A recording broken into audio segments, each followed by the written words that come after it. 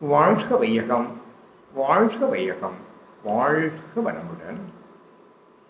குருவே துணை. அன்பர்கள் அனைவருக்கும் பணிவான வணக்கம். இன்றைய தலைப்பு அன்பு தொடர்ச்சி.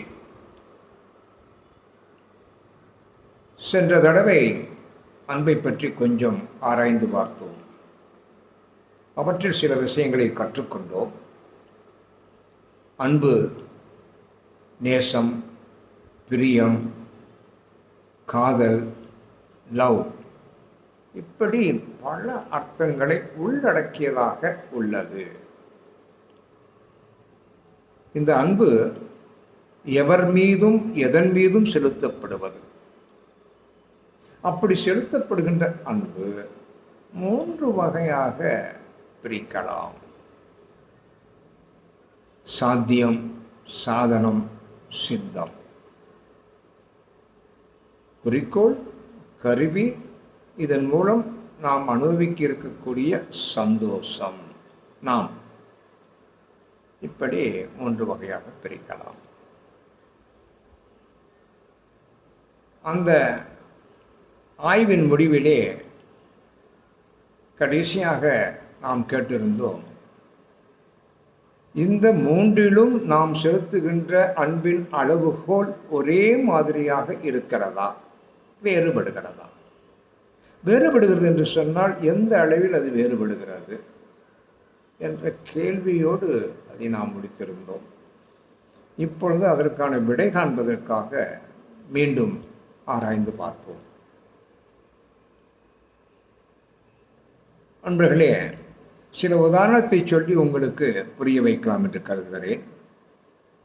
எப்படி பேசலாம்? ஓகே. அன்பர் ஒருவர் திருமண வயதை அடைந்து விட்டார். தன்னுடைய பயோடேட்டாவை வைத்து அங்கங்கு திருமண மண்டபங்களிலே பதிந்து வைத்திருக்கிறார். பேப்பரில் ஒரு ஆடும் கொடுப்போமே என்று சொல்லி ஒரு ஆடும் கொடுக்கிறார்.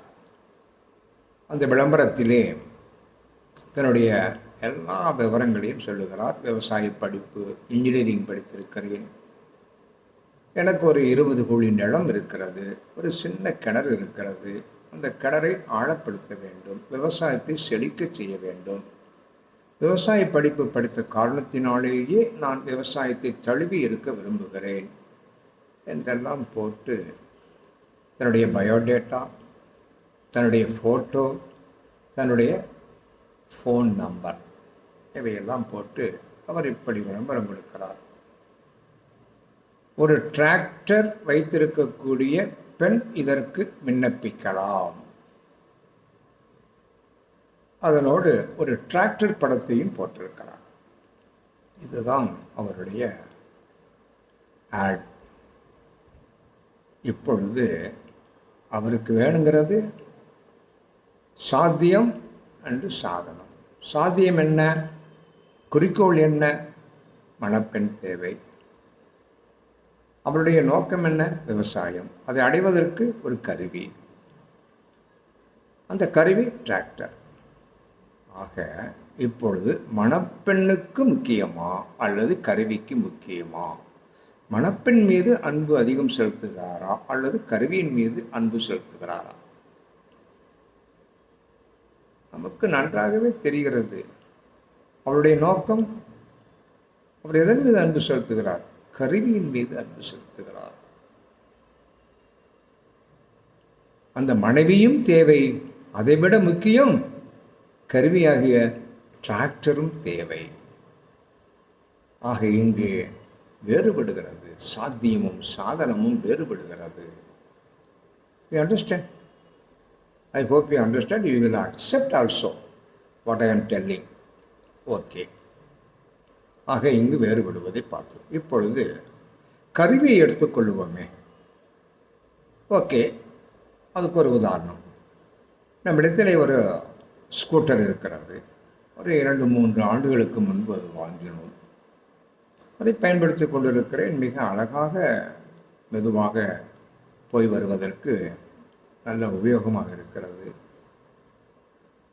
இப்பொழுது பார்த்தால் இந்த 4 வருடங்களிலே 3 வருடங்களிலே கொஞ்சம் மிதி வாங்குகிறது அந்த ஸ்கூட்டர். மேடு பள்ளங்களிலே பேக் பெயின் வருகிறது, நமக்கு இடையூறாக இருக்கிறது, தன்னுடைய சந்தோஷத்திற்கு இடையூறாக இருக்கிறது என்று சொல்லி அதை அவர் டிஸ்போஸ் செய்ய வேண்டும் என்று சொல்லி இருக்கிறார். ஆக வாங்கும்போது அந்த கருவியின் மீது இருந்த அன்பு இப்பொழுது அந்த அன்பு குறைகிறது, வேறுபடுகிறது, மாறுபடுகிறது. இங்கு முக்கியம் தன்னுடைய சந்தோஷம், தன்னுடைய நலன்.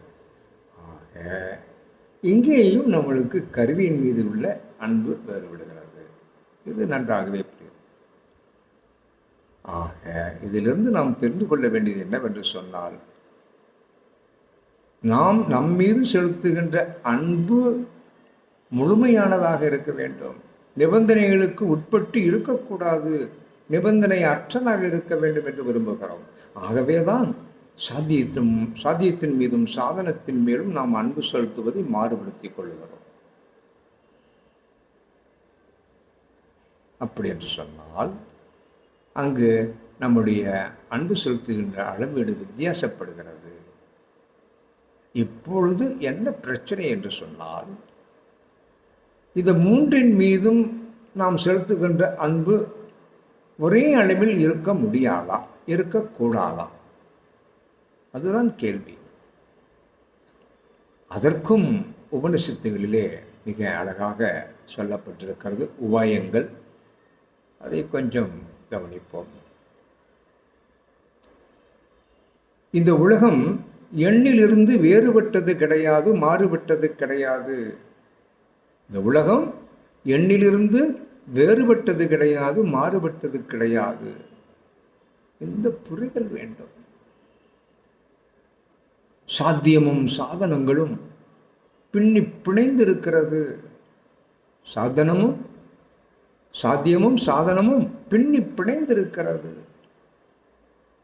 இந்த இரண்டோடும் நமக்கு தொடர்பு இருக்கிறது, தொடர்பற்று இல்லை, தொடர்பு இருக்கிறது, அதை தவிர்க்க முடியாது என்ற புரிதல் வந்துவிட்டால் நாம் செலுத்துகின்ற அன்பு சாத்தியம், சாதனம், நம்முடைய சந்தோஷம், 3மே ஒரு அளவில் இருக்கும்.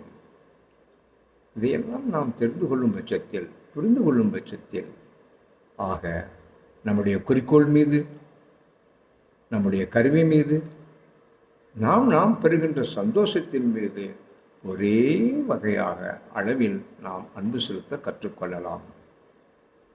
இந்த கான்செப்ட் வாழ்நாளிலே மிக அழகாக கடைப்பிடித்த ஒரு மகான் இருக்கிறார். இந்த தலைப்பை ஆரம்பிக்கும் போதே நான் சொன்னேன், இப்பிரபஞ்ச இயக்கங்கள் அனைத்திற்கும் மூலமாக இருப்பது அன்பும் கருணையும் என்று ஒரு மகரிஷி அவர்கள், நம்முடைய மகரிஷி அவர்கள் சொன்னதை உங்களுக்கு சொல்லியிருக்கிறேன். அந்த சொன்னபடியே அவர் வாழ்ந்து காட்டியிருக்கிறார் என்று சொல்லி ஒரு நிகழ்வை மட்டும் சொல்லி நான் இதை முடிக்க விரும்புகிறேன். அன்பர்களே, மனவளக்கலை சார்ந்த அன்பர்கள் பிரம்மஞானிகளாகவும் அருள் நிதியர்களாகவும் ஆசிரியர்களாகவும் அவ்வப்போது பயிற்சிக்கும் மறுபயிற்சிக்கும் ஆழியார் போயிருக்கின்றார்கள். அங்கே போகும்போதெல்லாம் அங்கே சிறப்பு சிந்தனை விருந்தாக மகரிஷி அவர்கள் கொடுப்பார்கள். அதை நாம் எல்லோருமே கேட்டிருக்கிறோம், அனுபவித்திருக்கிறோம். அந்த ஒரு நிகழ்வை மட்டும் உங்களுக்கு சொல்லி புரிய வைக்கிறேன். அவர் பேசிக்கொண்டிருக்கும் பொழுது தண்ணீர் அருந்த நினைப்பார்.